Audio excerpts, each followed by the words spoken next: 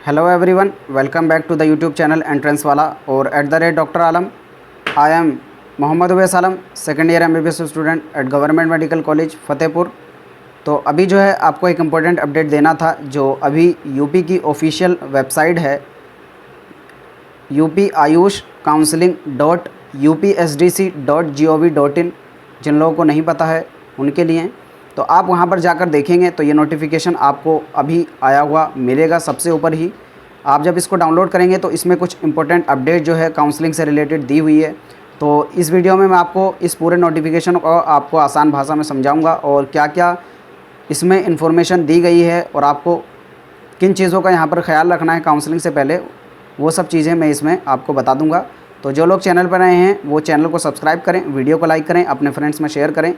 जैसे ही काउंसलिंग से रिलेटेड कोई भी अपडेट आती है मैं आपको सबसे पहले देता हूं। जैसे अभी भी आपके सामने मैं यूपी की आयुष काउंसलिंग से रिलेटेड जो ये अपडेट लाया हूं। अभी जो आपको यहाँ पर दिख रहा होगा इसमें आपको क्वालिटी काफ़ी लो दिखाई दे रही होगी, लेकिन इसका रीज़न वीडियो नहीं है, क्योंकि ये जो इन्होंने PDF भेजी है ये फ़ोटोकॉपी जो की होगी उसको इन्होंने डायरेक्ट यहाँ पर फ़ोटो खींच कर जो है अपलोड कर दिया है, तो इसकी वजह से इसकी क्वालिटी लो हो गई है। बाकी जो नोटिस है ये पूरा ऑथेंटिक है, 100% आप इसको रिलाय करेंगे, क्योंकि वेबसाइट पे आप जाकर देखेंगे तो खुद भी इसको जाकर डाउनलोड कर सकते हैं। तो यहाँ पर सबसे पहले देख लें कि यहाँ पर बताया क्या गया है इस नोटिस में। UP Ayush UG PG counselling 2023-24 की पूर्व सूचना, यानी यूपी के अंदर जो आयुष काउंसलिंग होने वाली है, चाहे UG कोर्सेज का मतलब अंडर ग्रेजुएट कोर्सेज जैसे BA MS BU MS और BHMS के लिए, और PG कोर्सेज यानी जो आयुष के ही PG कोर्सेज है जैसे MD और MS, उसकी जो काउंसलिंग होगी 2023-24 के लिए, उनके लिए क्या रूल्स एंड रेगुलेशंस है वो यहाँ पर इन्होंने बताया है। सर्वधारण को सूचित किया जाता है कि प्रदेश के समस्त राजकीय एवं निजी क्षेत्र के आयुर्वेदिक, यूनानी एवं होम्योपैथिक मेडिकल कॉलेज के में BA MS BU MS और BHMS में नीट UG 2023 तथा MD MS पाठ्यक्रमों में AIAPGET ये 2023 की मेरिट को अंगीकार करते हुए प्रवेश की ऑनलाइन काउंसलिंग प्रक्रिया संपन्न कराई जाएगी। तो यहाँ पर इन्होंने अभी क्या बताया कि जो आयुष के UG कोर्सेज हैं जैसे BA MS BU MS और BHMS के लिए जो काउंसलिंग होगी उन स्टूडेंट के लिए होगी जिन्होंने नीट 2023 क्वालिफाई किया है। और MD MS की बात की जाए तो ये जो इन्होंने टेस्ट का नाम बताया AIGPIET 2023 की जो पास करके आए हैं वो यहाँ पर काउंसलिंग में पार्टिसिपेट करेंगे। सत्र 2023-24 में प्रवेश के इच्छुक अभ्यर्थी को नीट 2023 यानी जो PG का एग्ज़ाम है परिणाम सूची में अर्ह घोषित हुए हैं, मतलब जिन स्टूडेंट को, अर्ह का मतलब वो यहाँ पर कि जो क्वालिफाई हो गए हैं स्टूडेंट वही यहाँ पर अप्लाई कर सकते हैं, चाहे वो गवर्नमेंट या फिर प्राइवेट कॉलेजेस की बात हो। वे निम्नलिखित सूचना का सावधानीपूर्वक अवलोकन करें जिससे अभ्यर्थी द्वारा पंजीकरण एवं काउंसलिंग के समय किसी भी प्रकार की कठिनाई का सामना ना करना पड़े। तो यहाँ पर इन्होंने बताया कि जितने भी रूल्स एंड रेगुलेशंस हैं जो स्टूडेंट क्वालिफाई किए गए हैं काउंसलिंग के लिए और वो अभी पार्टिसिपेट करेंगे काउंसलिंग में एडमिशन के लिए, तो वो इन सब बातों का ध्यान रखें जो नीचे बताई गई हैं, उन सबको अभी पढ़ लें ताकि उनको कोई भी काउंसलिंग में दिक्कत ना हो, वो इन्होंने इस नोटिस में बताया है। अब नीचे अगर देखें कि क्या चीज़ें इन्होंने और क्या बातें बताई हैं जिनको ध्यान रखना है, तो इच्छुक अभ्यर्थी वेबसाइट पर उपलब्ध विवरण पुस्तिका 2022 जिसे इस वर्ष के लिए अद्यतन किया जाना है के साथ केंद्रीय काउंसलिंग समिति की वेबसाइट AACCC को भी साथ साथ अवलोकन करते रहें।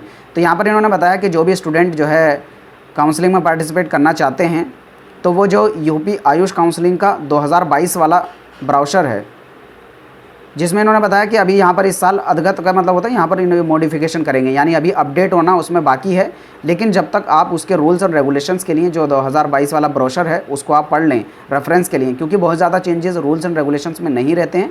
जो भी चेंज होंगे वो इस बार अपडेट होगा तो वो बता देंगे। तो जैसे ही कोई अपडेट होगा, चेंज होगा, मैं आपको वीडियो के थ्रू बता दूंगा। बाकी अगर बात करें 2022 वाला जो ब्रोशर था उस पर मैं ऑलरेडी यूपी के लिए वीडियो बता चुका हूँ पूरा डिटेल में, क्या रूल्स हैं रेगुलेशंस हैं, कैसे काउंसलिंग होती है, कितनी फ़ीस है और किस किस राउंड के क्या क्या नियम हैं, कौन कौन से कॉलेजेस हैं, उनकी फ़ीस क्या है, कट ऑफ क्या है, वो सब मैं पहले ही बता चुका हूँ। उसका लिंक जो है वीडियो का मैं नीचे डिस्क्रिप्शन में दे दूँगा, अगर आपने नहीं देखी है तो जाकर उसको देख लें, ठीक है। और उसके अलावा जो नया ब्राउशर आएगा उसमें जो भी चेंजेस होंगे मैं आपको वीडियो के थ्रू बता दूँगा। अगला बात की जाए यहाँ पर अभ्यर्थी को वेबसाइट पर आयुष यूजी काउंसलिंग या यूपी आयुष पीजी काउंसलिंग में पंजीकरण हेतु निम्नलिखित अभिलेखनों की आवश्यकता होगी, अतः अभ्यर्थी पहले से अभिलेखनों की उपलब्धता सुनिश्चित करें। ये कह रहे हैं कि काउंसलिंग के टाइम पे आपको इन सभी डॉक्यूमेंट की ज़रूरत पड़ेगी, तो जितने भी डॉक्यूमेंट हैं आप सब इन पे नज़र डाल लें, इनको तैयार कर लें अगर अभी तक आपने तैयार नहीं किए हैं, ताकि आपको काउंसलिंग के टाइम पे कोई भी दिक्कत ना फेस करनी पड़े। चाहे आप यूजी के लिए तैयारी कर रहे हैं, मतलब यहाँ पर चाहे आप पीजी में एडमिशन लेना चाहते हैं। तो यहाँ पर अगर डॉक्यूमेंट की बात की जाए तो सबसे पहले नीट यूजी 2023 का प्रवेश पत्र, यानी जो आपका एडमिट कार्ड था वो होना चाहिए आपके पास। हाई स्कूल अथवा समकक्ष इंटरमीडिएट अथवा समकक्ष परीक्षा का अंक पत्र, यहाँ पर कह रहे हैं या तो आपके पास हाई स्कूल प्लस 12th की जो मार्कशीट है वो आपके पास होनी चाहिए, या फिर उसके बराबरी का कोई और एग्ज़ाम आपने दिया था, हाई स्कूल या इंटर के बराबरी का कोई एग्ज़ाम दिया था, आप उसको भी यहाँ पर लगा सकते हैं। उत्तर प्रदेश में निवास का प्रमाण पत्र, जिन अभ्यर्थियों ने हाई स्कूल अथवा समकक्ष इंटरमीडिएट अथवा समकक्ष परीक्षा में कोई भी परीक्षा अन्य प्रदेश से उत्तीर्ण की हो।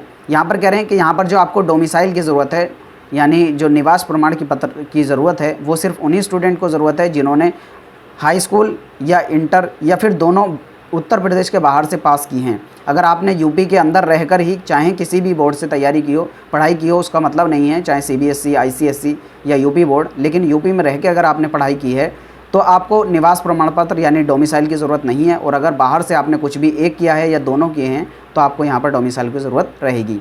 एक फ़ोटोग्राफ आपको जो है वो लगाना होगा, जो आपने नीट के रजिस्ट्रेशन के टाइम पे लगाया था वो आपको यहाँ पर अपना फ़ोटो देना होगा। उसके अलावा यहाँ पर आरक्षण श्रेणी हेतु उत्तर प्रदेश शासन में के समकक्ष प्राधिकारी द्वारा निर्गत जाति प्रमाण पत्र ही मान्य होंगे। यहाँ पर ये कह रहे हैं कि अगर आप जाति प्रमाण पत्र लगा रहे हैं तो आपका जो उत्तर प्रदेश शासन के द्वारा जो बनाया गया आपका कैटेगरी सर्टिफिकेट है वही यहाँ पर मान्य होगा, उसके अलावा कुछ भी मान्य नहीं होगा। किसी दूसरे जगह का आपको यूपी के अंदर ही बनवाना पड़ेगा, जैसे कि ये पहले भी होता आया था और इसमें कोई नई चीज़ नहीं है। तो यहाँ पर इन्होंने वही बताया कि जो भी आपका कैटेगरी का सर्टिफिकेट है वो आप यूपी की जो अलग अलग अथॉरिटीज़ हैं वहाँ से आप बनवाएंगे तभी ये यहाँ पर मान्य होगा। और उसकी अगर डेट की बात की जाए तो प्रमाण पत्र जो है आपका या तो ईडब्ल्यूएस जो प्रमाण पत्र है उसकी बात की जाए, यानी यहाँ पर पूरा देख लेते हैं, अन्य पिछड़ा वर्ग नॉन क्रीमी लेयर यानी ओबीसी एनसीएल एवं आर्थिक रूप से कमज़ोर वर्ग के आरक्षण हेतु प्रमाण पत्र 1 अप्रैल 2023 अथवा उसके बाद के निर्गत होने चाहिए।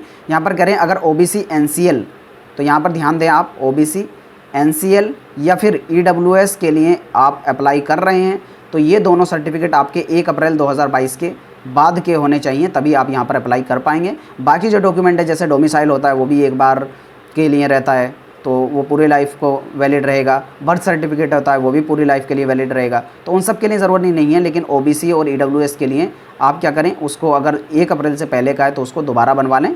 तो ये इसीलिए इन्होंने नोटिस निकाल दिया ताकि आप पहले ही डॉक्यूमेंट को रेडी कर लें। पीडब्ल्यूडी यानी दिव्यांगजनों के आरक्षण हेतु केंद्रीय आयुष यानी CCC आयुष मंत्रालय भारत सरकार द्वारा शैक्षणिक सत्र 2023-24 हेतु निर्धारित केंद्रों पर से निर्धारित प्रारूप पर निर्गत प्रमाण पत्र ही मान्य होंगे। यहाँ पर ये कह रहे हैं अगर CCC की बात की जाए तो यहाँ मतलब यहाँ पर जो PWD सर्टिफिकेट की बात की जाए तो जो इन्होंने सेंटर्स बताए थे ना, CCC की जो वेबसाइट है उसमें मैंने एक बार नोटिस जो आया था बताया था आपको कि कौन कौन से कॉलेजेस हैं जहाँ पे आप जाकर PWD सर्टिफिकेट बनवा सकते हैं। अगर आपने उन सेंटर पे जाके बनवाया तभी वो वैलिड होगा, अदरवाइज़ आपका जो PWD सर्टिफिकेट है वो वैलिड नहीं होगा और आपके एडमिशन में दिक्कत उसकी वजह से फिर आ सकती है। फिर उसके बाद स्वतंत्रता संग्राम सेनानी यानी FF के लिए अगर कोई अप्लाई कर रहा है, फ्रीडम फाइटर के लिए, तो आश्रितों के आरक्षण हेतु संबंधित जिले के जिलाधिकारी द्वारा निर्गत प्रमाण पत्र ही मान्य होगा। यानी आप जिस भी ज़िले में रह रहे हैं उस ज़िले के जिला अधिकारी जो हैं तो अगर उनके अंडर में बना हुआ आपका सर्टिफिकेट है तभी वैलिड होगा, अदरवाइज़ वो वैलिड नहीं होगा। भूतपूर्व सैनिक युद्ध में, यानी अगर आप जो फ्रीडम फाइटर्स के अलावा यहाँ पर जो है किसी भी मतलब जो क्या कहते हैं उससे अगर बिलोंग करते हैं, आर्मी से, एक्स आर्मी सर्विसमैन से अगर बिलोंग करते हैं तो उसके लिए जो आपका सर्टिफिकेट है वो भी जिला अधिकारी द्वारा साइंड होना चाहिए तभी यहाँ पर मान्य होगा, अदरवाइज़ मान्य नहीं होगा। और एनसीसी की बात की जाए तो राष्ट्रीय कैडेट कोर एनसीसी हेतु न्यूनतम बी ग्रेड यानी कम से कम बी ग्रेड का सर्टिफिकेट आपका होना चाहिए तभी यहाँ पर माना जाएगा। विमुक्त जाति के अभ्यर्थी को अनुसूचित जाति का आरक्षण मान्य नहीं होगा। उन्हें सुसंगत श्रेणी का जाति प्रमाण पत्र उपलब्ध कराने पर उस श्रेणी का आरक्षण अनुमान्य होगा। तो यहाँ पर यही कहा गया कि अगर आप कैटेगरी से बिलोंग करते हैं तो आपको उस कैटेगरी का जो सर्टिफिकेट है दिखाना होगा, तभी आप उसके लिए एलिजिबल होंगे, अदरवाइज़ आप एलिजिबल नहीं होंगे, एडमिशन में दिक्कत होगी। तो अगर आप किसी भी कैटेगरी से बिलोंग करते हैं तो वो कैटेगरी सर्टिफिकेट आप बनवा लें, यानी किसी आरक्षित कैटेगरी से अगर आप हैं तब। पहचान पत्र के लिए अगर आपका आधार कार्ड नहीं है तो उसके जगह पर आप पैन कार्ड लगा सकते हैं, पासपोर्ट लगा सकते हैं, ड्राइविंग लाइसेंस या फिर फ़ोटो युक्त बैंक पासबुक भी आप लगा सकते हैं। उसके अलावा जो अगली क्वालिफ़िकेशन यहाँ पर है वो है इंटरमीडिएट की क्वालिफ़िकेशन, यानी एजुकेशनल क्वालिफ़िकेशन।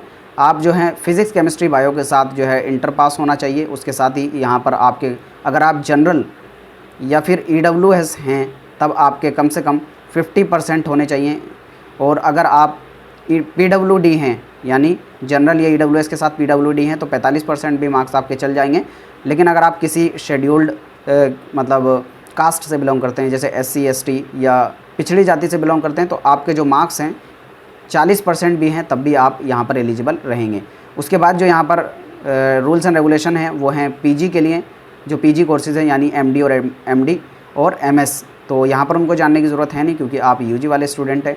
तो ये सभी रूल्स एंड रेगुलेशंस थे जिनको मैंने आपके लिए आसान भाषा में सबको बता दिया। इसके अलावा भी आपका कोई डाउट रहता है नीचे कमेंट बॉक्स में पूछ सकते हैं। चैनल को सब्सक्राइब करें, वीडियो को लाइक करें, अपने फ्रेंड्स में ज़रूर शेयर करें। तब तक के लिए थैंक यू।